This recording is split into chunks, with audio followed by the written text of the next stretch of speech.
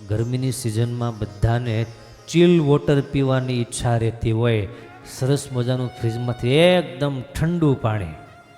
પણ જેણે પોતાનું સ્વાસ્થ્ય સારું રાખવું છે, જેણે પોતાનું પાચન તંત્ર, ડાયજેસ્ટ સિસ્ટમ જેણે સારી રાખવી છે, એને બધાને બે હાથ જોડીને વિનંતી છે કે ખમૈયા કરજો અને ફ્રીજના પાણી બિલકુલ અવોઇડ કરજો, બિલકુલ ઝીરો.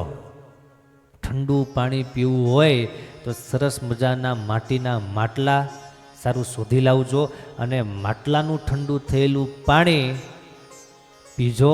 એ નુકસાન નહીં કરે, તમારા વાત પિત્ત કફ ત્રણેય કંટ્રોલમાં લાવશે, કારણ કે એ માટીનું જળ છે, એ ઘણો બધો ફાયદો આપશે. બાકી ફ્રીજના પાણી તમે જેટલા ગણી શકો એટલા તમને એ નુકસાન પહોંચાડવાનું કારણ બની શકે છે.